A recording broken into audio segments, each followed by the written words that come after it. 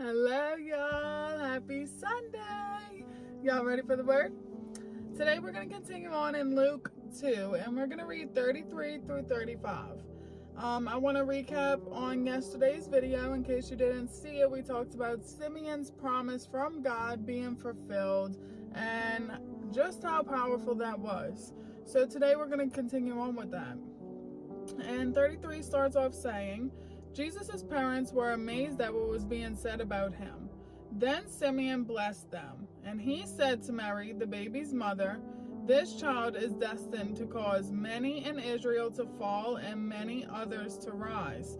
He has been sent as a sign from God, but many will oppose him. As a result, the deepest thoughts of many hearts will be revealed, and a sword will pierce your very soul." And again, probably like, okay, so what does that have to do with happiness? Let's break it down. So for starters, it starts off saying Jesus' parents were amazed by what was being said about him.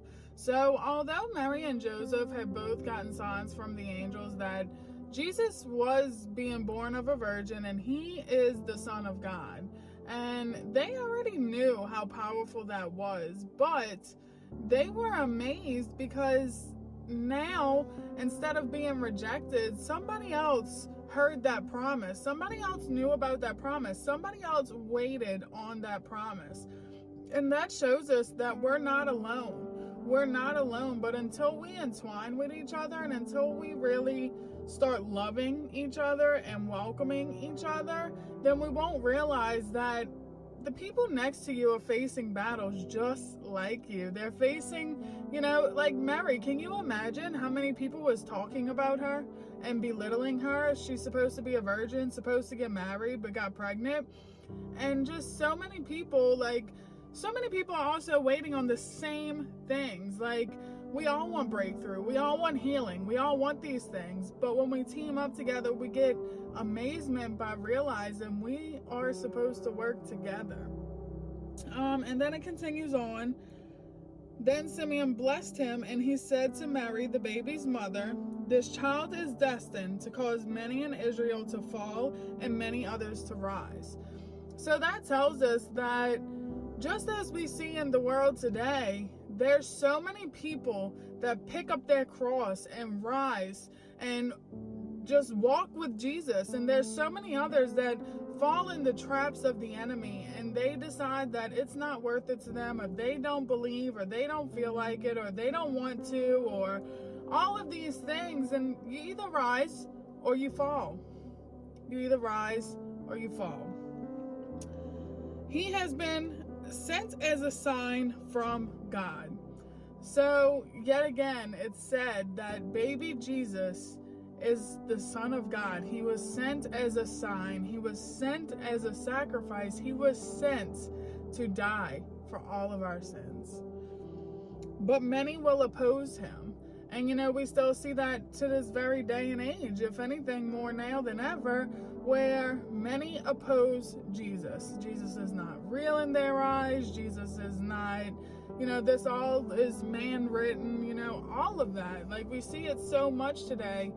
But if we actually gave God the opportunity and took our own mind captive and really pushed our thoughts back and really allowed ourselves to surrender and submit humbly to God, we would then be able to give him the room to work in our lives.